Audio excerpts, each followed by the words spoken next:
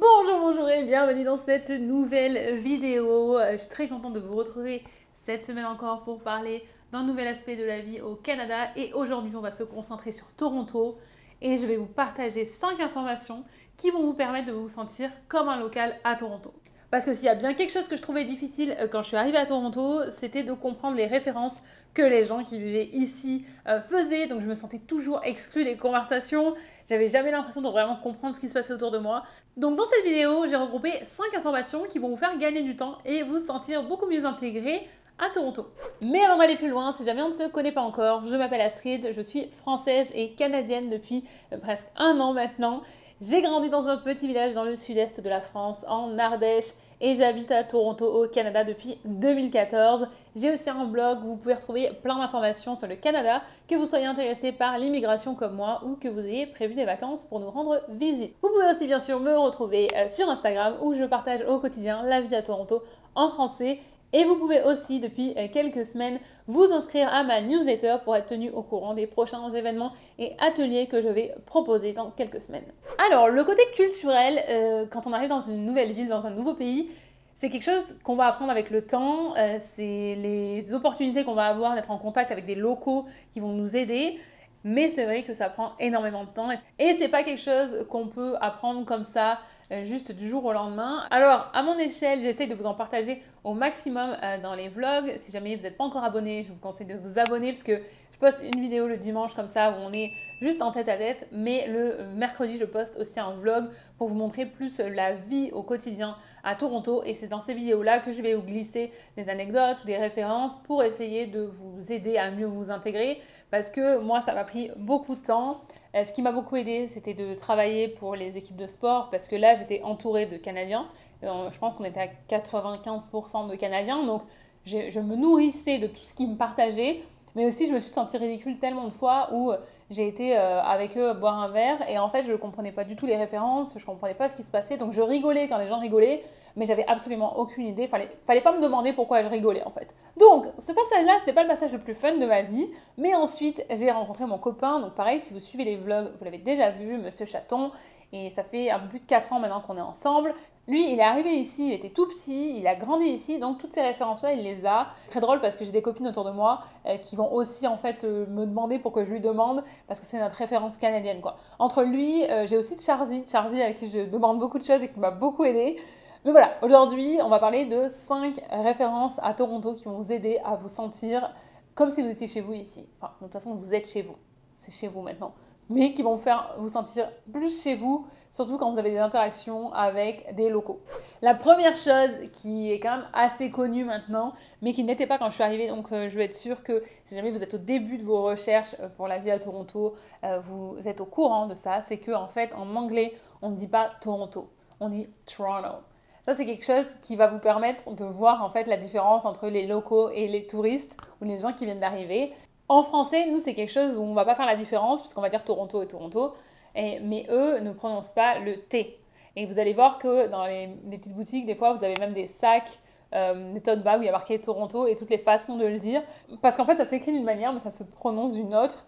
Je sais que ça vient de gens qui se moquent de nous parce qu'en français, on a des lettres à la fin des mots qui ne se prononcent pas avec les T et les S et qui se permettent de ne pas prononcer le T en Toronto. J'ai déjà eu le débat avec eux. Donc ça me fait doucement sourire quand mon mec me fait des remarques sur les T et les S qu'on ne prononce pas à la fin des mots en français. Je dis, vous avez un T au milieu de Toronto que vous ne prononcez pas non plus. Donc bon, hein, voilà. Le seul moment où vous allez avoir des locaux qui vont prononcer les T, c'est souvent dans tout ce qui est plus officiel. Donc les politiciens, les médias, dans le sport, ils vont dire Toronto, Toronto. Toronto, mais même de le dire comme ça, moi ça me fait bizarre en fait, parce que je le dis jamais comme ça. Donc voilà, première chose à retenir, c'est que si vous voulez passer pour un local, on dit Toronto. Ensuite, on va parler des surnoms de Toronto et d'un des surnoms les plus connus, The Six. Alors The Six, le 6, ça a été rendu populaire par Drake. D'ailleurs, si vous ne savez pas, mais je pense quand même que si vous êtes arrivé jusque-là, c'est que vous avez fait un minimum de recherche sur Toronto. Drake est de Toronto. Drake est un ambassadeur de Toronto. Il est très très fier d'être canadien. Donc je pense que vous avez vu ça dans d'autres recherches. Mais là, je pense que je vous apprends absolument rien si jamais vous vous renseignez sur la vie de Toronto ou si vous êtes déjà ici. Par contre, ce que je vais peut-être vous apprendre, c'est d'où vient ce surnom The Six. Avant d'être le Toronto qu'on connaît aujourd'hui, Toronto, c'était 6 municipalités différentes. On avait Toronto, Etobicoke, Scarborough, North York, East York et York. Pendant longtemps, j'ai cru que c'était la seule explication et en faisant les recherches sur cette vidéo, j'ai vu qu'en fait Drake en 2017 avait expliqué dans l'émission de Jimmy Fallon que c'était aussi parce que c'était le chiffre qu'il y avait en commun entre les deux numéros de téléphone. Je vous en ai déjà parlé dans une vidéo il y a quelques mois, quelques semaines, je ne sais plus, mais les deux indicatifs à Toronto, c'est 416 et 647. Maintenant, je sais qu'il y en a un nouveau depuis quelques années, mais c'est les deux, on va dire, historiques et les deux les plus utilisés. Et il a expliqué qu'en fait, le 6, c'était le chiffre qu'il y avait en commun entre ces deux indicatifs. Il avait aussi pensé au 4, mais il disait que le 4, ça sonnait un peu moins bien, donc ils sont partis avec le 6. Et c'est comme ça que The Six est devenu un surnom très populaire de Toronto. Vous allez le voir sur les casquettes, vous allez voir sur des tasses, vous allez voir, en fait, c'est vraiment partout. Même moi, je l'avais fait moi-même, par contre, un artisanal, mais j'avais imprimé un 6 que j'avais encadré dans mon ancien appartement parce que c'était vraiment une référence à Toronto. Il y a d'autres surnoms aussi pour Toronto, T.O. ou T-Dot. T-Dot qui était apparemment très très populaire avant que The Six devienne plus populaire. Et en français, vous avez aussi la ville Rennes. Voilà, grâce à cette information, vous êtes un petit peu plus absorbé dans la culture de Toronto. Ensuite, il faut qu'on parle d'Union Station et d'Eglinton West. Vous allez en entendre parler forcément, c'est sûr, à un moment donné. C'est deux endroits qui ont des travaux qui durent depuis super longtemps. Union Station, honnêtement, maintenant, ça va beaucoup mieux. Mais moi, je l'ai connu en travaux, la majorité, j'ai envie de dire, 70% de mon temps, enfin, du coup, 7 ans sur les quasiment 10 que j'ai passé à Toronto. Mais c'était au point où moi, je travaillais à côté d'Union Station. Donc, j'étais tous les jours. Et en fait, d'une semaine à l'autre, ils étaient en train de tout déplacer et le chemin que vous prenez d'habitude, c'était fermé. Donc il fallait faire tout le tour. Enfin, c'était vraiment difficile, Union Station, les travaux. Maintenant, c'est très agréable ce qu'ils ont fait. C'est beaucoup mieux. Et quand je le poste en story, des fois, je vois les gens qui ont habité là pendant un moment et qui se disent « on pensait pas qu'un jour ça serait presque fini ». Il y a encore des travaux, mais là vraiment ils sont sur la fin. Il y avait une blague qui tournait, vous savez, quand c'était, je sais plus, 2019, où tout le monde partageait le 10 Years Challenge. Vous montriez comment vous aviez évolué entre 2019 et 2009. Et en fait, vous aviez cette photo sur Union Station qui montrait qu'en 10 ans, ça n'avait absolument pas évolué. De l'autre côté, vous avez Eglinton West, c'est en fait l'endroit où j'habitais la première année où j'étais là, c'est à côté de Lytton, Jamaica. C'est un endroit en fait où il va y avoir, on est vraiment sur la fin normalement, j'espère. Ça a commencé en 2014-2015 quand je suis arrivée. Ils ont commencé les travaux, j'étais là-bas. C'était déjà honnêtement j'allais dire un chantier, mais oui, c'était vraiment un chantier, mais c'était un chantier dans le sens où c'était dans un état, ils ont complètement ruiné ce quartier-là. Il y a tellement de commerçants autour qui ont dû fermer. Ils sont en train de doucement détruire complètement Little Jamaica. Et tous les commerces autour, ils sont en train de créer une autre ligne de métro. Mais voilà, ça fait quasiment 10 ans. Donc évidemment, les commerces qui sont autour, qui ont des accès hyper limités pour les piétons, qui n'ont pas de parking, bah évidemment, les gens viennent moins. Enfin, je veux dire, c'est évident que ça allait impacter le voisinage. Et donc, vous allez souvent entendre parler que c'est un endroit qui est inaccessible, un endroit qu'ils ont complètement détruit. Et la blague qui est faite, je vous la mets ici, c'était « Treat yourself like Eglinton and never stop working on yourself, no matter how inconvenient it is for everyone else ». Ce qui veut dire, pour ceux qui sont peut-être pas à l'aise en anglais, c'est vraiment « Occupe-toi de toi-même de la même façon que Eglinton et n'arrête jamais de travailler sur toi-même ». Peu importe si c'est super embêtant pour tous les gens qui sont autour de toi. Donc ça, c'est aussi des blagues que vous allez parfois entendre. Et je me suis dit que je pouvais les inclure là-dedans pour que vous vous sentiez un petit peu plus inclus quand les gens vont en parler. Parce que c'est quelque chose qui est souvent mentionné, mais c'est vrai que vous ne pouvez pas forcément l'apprendre si personne ne vous explique. Ensuite, on rentre dans un gros sujet, le sport. Le sport à Toronto, c'est une des activités préférées des gens, d'aller en voir ou d'en faire d'ailleurs. Et je vous ai même trouvé des statistiques pour appuyer ce que je vous dis. Toronto est apparemment la 3e ville la plus sportive au monde. Et chaque jour à Toronto, il y a une personne sur 3 qui regarde du sport. Je ne sais pas à quel point ces statistiques sont sérieuses et valables, mais comme ça va dans mon sens et que ça m'arrange, je me suis dit que j'allais les inclure dans cette vidéo. Alors vous allez voir les jours de match, quand il y a les Blue Jays par exemple qui jouent l'été, vous allez voir que les rues sont remplies de gens qui sont habillés en bleu avec le maillot des équipes, qui vont soit au match ou qui vont dans des bars regarder entre amis. C'est vraiment impressionnant. Et si jamais vous vous retrouvez à aller dans la direction opposée, que vous avez à traverser cette mer de gens habillés en bleu, autant vous dire que c'est assez impressionnant et je vous conseille même de changer de trottoir ou de changer de rue pour essayer de les éviter parce qu'ils arrivent en nombre. Même chose les jours de match pour les Leafs ou pour les Raptors, ça sera, les couleurs vont un petit peu changer parce que du coup Les Blue Jays, c'est bleu, les Leafs, c'est bleu, mais les Raptors, c'est rouge. Mais vous allez voir, pareil, c'est des marées humaines de gens qui vont voir les matchs au stade ou dans les bars. C'est une des activités préférées des gens ici. Mais si vous êtes comme moi et que vous êtes arrivé ici en ayant zéro intérêt pour le sport et que vous n'y comprenez rien, je vous ai préparé ici un petit guide qui va vous permettre de passer pour un expert. Commençons par les Raptors. Donc les Raptors, c'est l'équipe de NBA de Toronto. La NBA, c'est le basket, si jamais vous y connaissez vraiment rien. C'est la seule équipe de NBA qui joue au Canada. C'est aussi la seule équipe de NBA qui joue en dehors des États-Unis. Donc genre, c'est vraiment hyper important pour le Canada parce que là, contrairement aux équipes de hockey dont on parlera après, l'équipe de basket, il n'y en a qu'une que le Canada peut soutenir parce que, enfin, vous avez le droit de soutenir une autre équipe, mais les Canadiens sont très très fiers de leurs équipes. Et ça veut dire que vous avez vraiment tout un pays qui est derrière la même équipe en comparaison à les équipes de hockey qui sont présentes dans plusieurs villes, par exemple. Si je vous dis ça, c'est qu'en fait, on a vraiment vu la différence quand on a gagné le championnat de NBA en 2019, parce qu'il y avait vraiment tout le pays qui était derrière les Raptors. Donc voilà, ça apporte un sentiment d'unité, je trouve, qui est important à noter. L'équipe à Toronto existe depuis 1995, et en fait, quand elle a été créée, ce n'était pas la seule équipe de NBA au Canada, parce qu'il y avait aussi une équipe à Vancouver. Il y a eu une équipe à Vancouver de 1995 à 2001, mais l'équipe elle a été rachetée et déplacée à Memphis. Donc c'est quelque chose qui peut se faire dans le sport ici, c'est que vous pouvez, alors c'est peut-être pas tous les sports, donc prenez pas ça comme, enfin, utilisez pas cette information-là pour briller en société, c'est vraiment pour vous expliquer, mais je suis pas sûre que ce soit tous les sports. C'est que vous pouvez acheter une équipe de sport et la déplacer dans une autre ville. Donc c'est ce qui s'est passé avec Vancouver et ce qui fait qu'aujourd'hui, l'équipe des Raptors est la seule équipe de NBA au Canada. En 1995, quand les Raptors ont été créés, ils ont joué leur première saison au Sky Dome. Et là, vous vous dites, mais le Sky Dome, c'est quoi? Je ne connais pas. C'est l'ancien nom du Rogers Center, donc là où jouent les Blue Jays aujourd'hui. Et ça, je voulais aussi vous le préciser parce qu'il y a beaucoup de gens qui l'appellent encore le Sky Dome. Mon mec et ses potes inclus.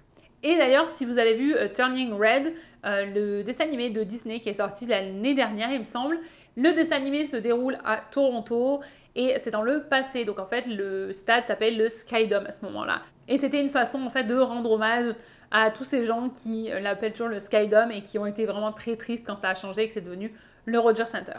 Ils ont joué plusieurs saisons au Sky Dome et ensuite ils ont été déplacés au Air Canada Center. Donc c'est l'ancien Scotiabank Arena, c'est le même stade, c'est juste le nom qui a changé. Je vous en ai parlé déjà dans la vidéo où je vous parle de mon expérience quand je travaillais avec la NBA. Si ça vous intéresse d'en savoir plus, je vous remettrai le lien dans la barre de description, mais je ne vais pas rentrer dans les détails ici sur le changement de nom. Mais petite anecdote sympa, ils ont joué leur premier match dans le Air Canada Center le jour de mes 11 ans, le 21 février 1999. À qui ça fait plaisir à part moi?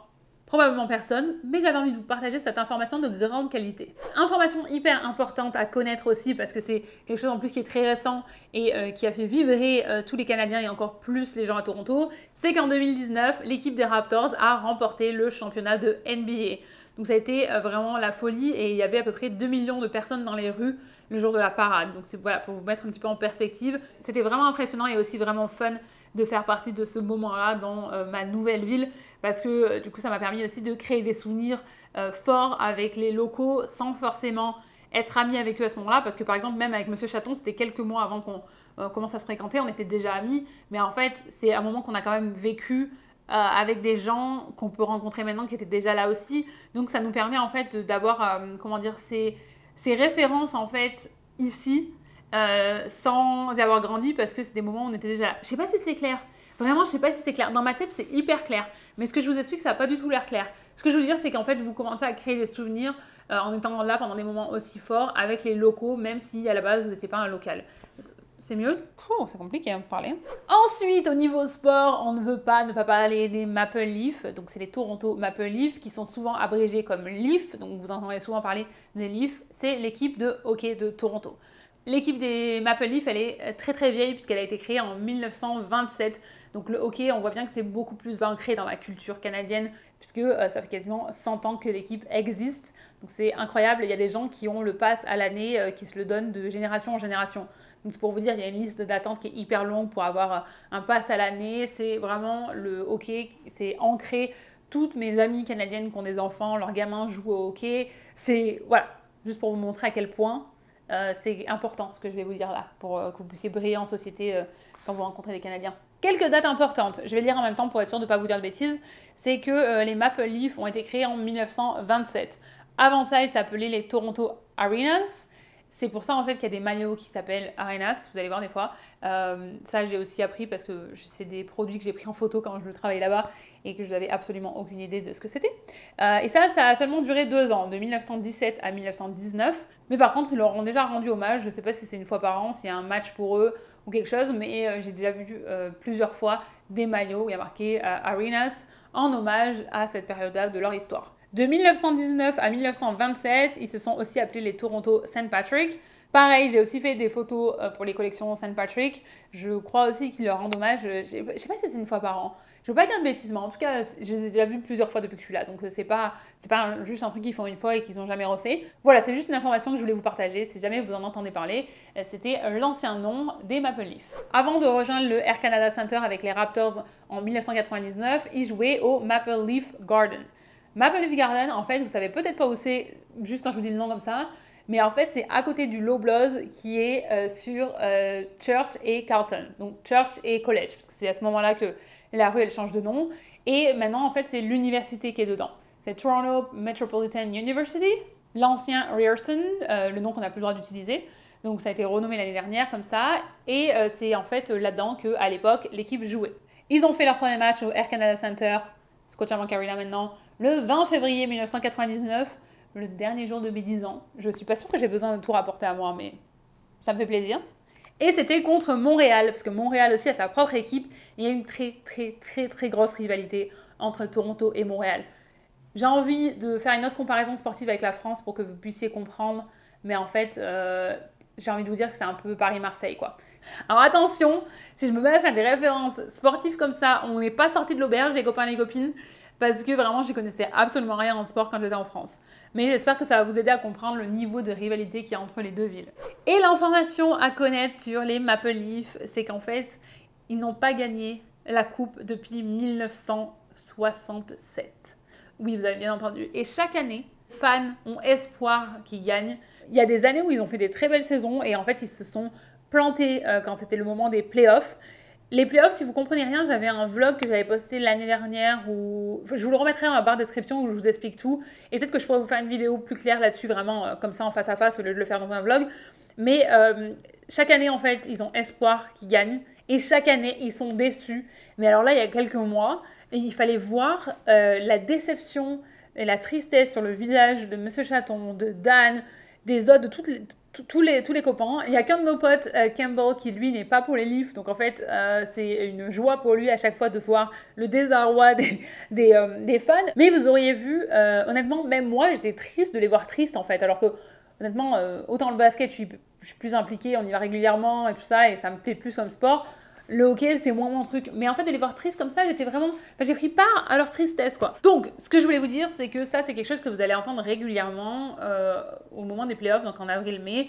Vous allez entendre que les gens vont dire « Oh là là, on a de l'espoir, ils vont le faire. Mais de toute façon, on va être trop déçus, c'est sûr qu'ils vont nous planter, machin, ils nous feront croire qu'ils peuvent le faire, et ils vont pas le faire, nanana. » Ça, c'est un truc qu'il faut savoir pour s'intégrer, qu'il y a cette relation de amour-haine entre les fans et les Leafs. Parce que par contre, ils ont des fans qui sont hyper engagés, qui sont hyper présents, qui sont vraiment derrière eux, mais en même temps qui ont cette colère envers eux d'être déçus chaque année aux playoffs. Et si jamais vous voulez en apprendre plus sur les Leafs, je vous mettrai la chaîne de Steve Dangle, qui est un fan professionnel, comme il dit, il partage sur YouTube, et vraiment l'énergie qu'il a et préparez-vous, baisser un peu le son parce qu'il crie beaucoup dans ses vidéos, mais ça vous permettra aussi de sentir un petit peu l'ambiance qu'il y a ici par rapport à ce sport-là. C'est les deux équipes que je voulais détailler, le reste, je ne vais pas rentrer dans les détails, mais vous avez aussi donc, les Blue Jays, comme je disais tout à l'heure, c'est le baseball, et vous avez aussi TFC qui est le foot, ce qu'ils appellent ici le soccer, et donc ils jouent en MLS. Vous avez aussi les Argonauts, qui sont une équipe de football canadien, donc c'est un petit peu différent du football américain, c'est la ligue canadienne, en fait, c'est CFL, Canadian Football League. Tout simplement. Vous avez aussi le cricket, vous avez aussi le rugby. C'est des exemples qui sont moins connus, mais que je voulais vous placer un petit peu comme ça. Si jamais c'est des sports qui vous intéressent, vous pouvez vous renseigner un petit peu plus là-dessus. Vous avez juste à taper sur Google et vous trouverez toutes les informations nécessaires. Et on va terminer avec quelque chose qu'on avait mentionné il y a quelques mois. dans un vlog juste avant qu'on parte en voyage en Europe cet été. C'est la prononciation de certains noms de rues à Toronto. À Toronto, vous avez des rues qui s'écrivent d'une façon et qui se prononcent d'une façon différente. Vous avez par exemple cette rue-là. Pendant très longtemps, je n'étais même pas capable de la prononcer. Pour cette partie-là, je vais faire appel à un ami et je vais demander à Monsieur Chaton de vous les prononcer correctement pour être sûr que vous ayez la bonne prononciation. Parce que je sais les prononcer, mais je pense que c'est encore mieux si c'est lui. Comme je vous ai dit, on a fait appel à Monsieur Chaton. Où est Monsieur Chaton?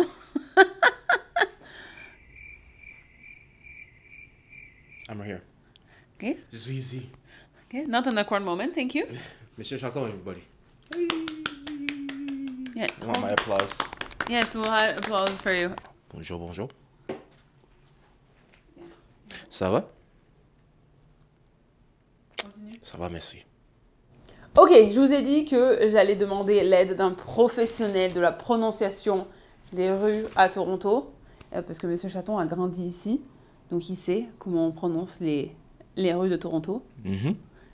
J'ai préparé une liste de 4 rues que je trouve difficiles à prononcer, et on va les demander.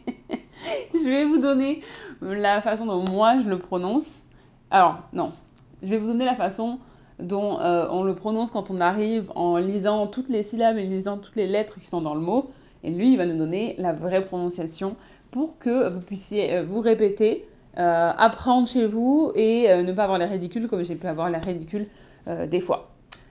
Alors, on va commencer par la première, celle qui s'affiche ici et que beaucoup prononcent Roncesvalles. Comment tu le prononces vraiment? Roncesvalles. Ça n'a rien à voir. Roncesvalles. Roncesvalles. Close. C'est pas du tout la même chose. Ça se situe sur... c'est où? C'est vers High Park. Mm-hmm. Vers High Park, c'est à l'ouest de la ville. Et cette rue, en fait, c'est une des plus difficiles à prononcer à Toronto, non? One of them. I think it looks worse than it is. Okay, make me do it. Make me say it. Roncesvalles. Roncesvalles. You're saying it, but you just said valley. Roncesvalles. Ensuite. You threw some French in there. Yes. Roncesvalles. La vallée du Rhône. Yes, that's how you say it. The Valley du Rhône. Non, vallée du Rhône. Mais tu sais où c'est la vallée du Rhône? Yeah. C'est It's où? by High Park. Non. C'est où? It's from the motherland. Ok, seconde rue. Cette rue-là, je le savais parce que c'est une rue que j'ai déjà entendue bien avant de même l'avoir écrite. Donc je ne me suis pas posé la question, mais quand j'ai fait mes recherches, j'ai vu que c'était une rue qui pouvait être difficile pour certaines personnes, en tout cas surprenante. La rue qui s'affiche ici, qu'on pourrait lire facilement Queen's Quay, et qui se dit... Queen's Quay. Bon, celle-ci, elle est quand même assez... C'est la rue qui est sur le bord du lac, dans Toronto. Donc en fait, je pense qu'elle est assez populaire pour que les gens sachent comment la prononcer. Mais j'ai vu que ça pouvait être un problème pour certaines personnes, donc je voulais vous la donner ici. La troisième, j'ai mis des années à savoir comment la prononcer et j'ai seulement appris parce que j'ai habité juste à côté, quand j'habitais à King et Bathurst. J'essaye de le prononcer, mais c'est tout comme c'est. Tecumseh. Mais je sais, mais du coup, maintenant, comme je le sais, j'arrive pas à mal le prononcer. Si tu devais juste le lire comme ça, comment tu le prononces? Tecumseh. Voilà, Tecumseh. c'est... If you were just looking at it, Tecumseh. Voilà, mais Tecumseh, vous voyez sur l'écran, ça n'a rien à voir. Et la dernière, je pense que... Et d'ailleurs, tout à l'heure, je l'ai dit à Alix en partant et elle n'y croyait pas. Quand je l'ai vu tout à l'heure. La dernière, on vous en a parlé dans un vlog cet été. This one is hard. Et c'est celle-ci qu'on dit facilement Strachan. Et comment tu prononces? Strawn. Sérieusement? Yeah. The T and the T and the C are silent. Rappelez-vous que ça... But then again, look at you guys. You don't pronounce S's. You know, you don't pronounce T's. You should be used to this. Mont Blanc. T'en as d'autres? T'en as d'autres? I can't think of one currently on the top of my head, but Mont Blanc is the main one. That has both of them, actually. It has the T and the C you don't pronounce. Je pensais que c'était pour ça que tu avais choisi ce mot. Tecumseh. Tecumseh. The Mont Blanc of Toronto.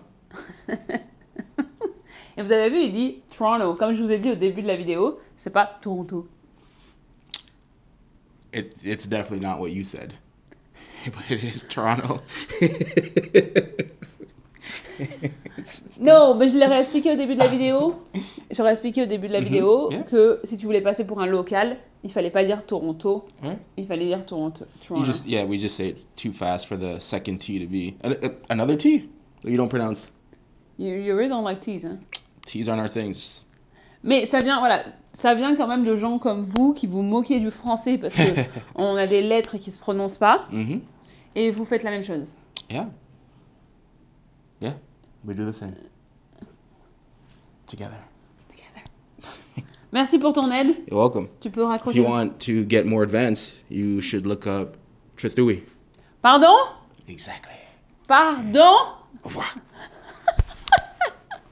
J'espère que ce petit clip vous aura aidé. Vous pouvez vous le passer en boucle pour vous familiariser avec la prononciation. Ce que je vous conseille aussi, c'est quand vous prenez les transports, par exemple dans le streetcar, ils vont le dire à voix haute, hein, tout comme si jamais de la vie j'aurais su comment ça se prononçait. Et il y en a plusieurs comme ça. Donc dans le métro et dans le streetcar, ils le disent à voix haute. Ça vous permet vraiment de savoir comment le dire. Sinon, vous pouvez taper sur Google. Honnêtement, j'en ai trouvé plein sur YouTube où les gens le prononcent correctement pour qu'on puisse s'habituer. Donc voilà, j'espère que ça va vous aider. On arrive à la fin de cette vidéo et honnêtement, la liste elle est encore longue. Il y a plein de choses que je pourrais mettre dans cette vidéo, mais c'est vrai que bon, on va pas faire non plus un film d'1h30, donc il faut aussi se limiter. Mais je vous encourage vraiment à vous abonner et à regarder les vlogs le mercredi parce que c'est là aussi que je partage par-ci, par-là des exemples et des références qui peuvent vous aider à vous sentir comme un local ou même des fois à expliquer certains aspects de la vie ici qui sont pas évidentes quand on arrive. D'ailleurs, n'hésitez pas à m'envoyer des messages ou des questions parce que comme ça, je peux les inclure dans les vlogs et puis ça aide tout le monde. Parce que souvent, si vous posez la question, dites-vous que vous n'êtes pas le seul et que si moi, je n'ai pas la réponse, on a une ressource à qui on peut demander ce genre de choses. Il est ravi de nous aider.